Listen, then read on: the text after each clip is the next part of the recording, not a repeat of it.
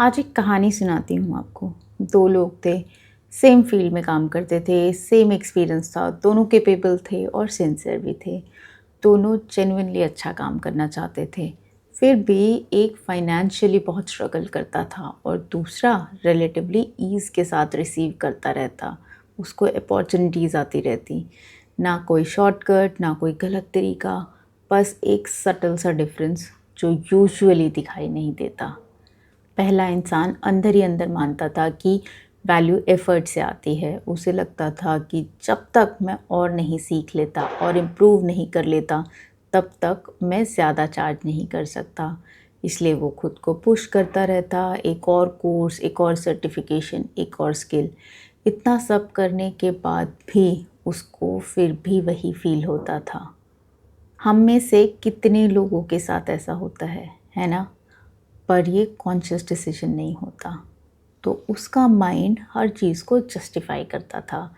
अगर कम चार्ज कर रहा हूँ तो मतलब मैं अच्छा इंसान हूँ, अगर ज़्यादा नहीं मांग रहा तो मैं एथिकल हूँ, अगर स्ट्रगल कर रहा हूँ तो मतलब मैं सिंसियर हूँ। ये सारी धारणाएं उसके मन में बैठी हुई थी और जैसे ही वो ये सोचता, अंदर से उसे बड़ी ही रिलैक्स्ड और अच्छी फीलिंग आती। इसलिए जब भी पैसों की बात करनी होती अपने क्लाइंट से तो उसे बड़ा अनकंफर्टेबल फ़ील होता।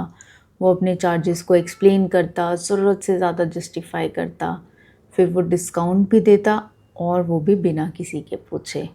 और जब उसकी वैल्यू कम हो जाती, तब उसका माइंड थोड़ा रिलैक्स्ड होता था और बोलता था कि गुड, अब सब ठीक है।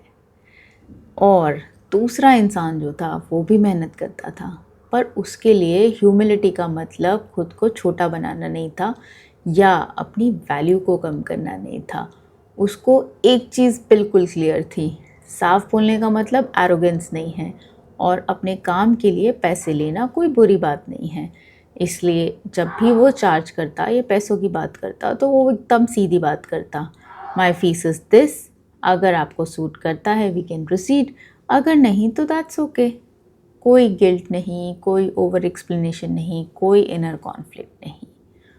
और यहाँ सबसे इम्पॉर्टेंट बात आती है कि दोनों ने कॉन्शियसली कुछ भी डिसाइड नहीं कर रखा था। दोनों बस वही रिपीट कर रहे थे जो उनके सबकॉन्शियस ने सीख लिया था।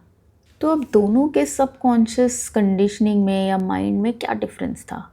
तो जो पहले इंसान का सबकॉन्शियस माइंड था, मतलब उसके जो बिलीव्स थे वो ये मानते थे कि स्ट्रगल मतलब वर्च्यू, ईज मतलब सेल्फिशनेस, बिना तकलीफ के रिसीव करना मतलब अनसेफ।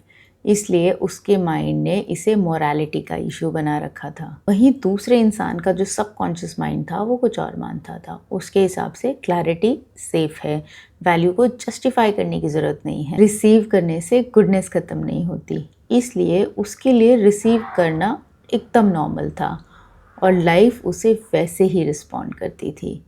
इसलिए बहुत से कैपेबल लोग अक्सर अंडरपेड रह जाते हैं। इसलिए नहीं कि उनमें स्किल की कमी है या वो मेहनत नहीं करते, पर इसलिए क्योंकि उनका सबकॉन्शियस अभी भी ये मानता है कि गुडनेस को स्ट्रगल से प्रूव करना पड़ता है। तो कुछ टाइम पहले मैंने एक बुक पढ़ी थी जोसेफ मर्फी की, the power of subconscious mind, और उन्होंने एक बहुत सिंपल सी बात कही थी उसमें। तो सबकॉन्शियस माइंड राइट या रॉन्ग जज नहीं करता। वो ये नहीं पूछता क्या सही है या क्या गलत। वो सिर्फ ये देखता है कि इससे मुझे पहले रिलीफ मिला था या नहीं, और जिस चीज़ से बार बार रिलीफ मिलता है उसे वो सच मान लेता है, और जो वो मान लेता है उसे लाइफ में एक्सप्रेस कर देता है। तो शायद इशू ये नहीं है कि हम कम चार्ज कर रहे हैं या ज़्यादा।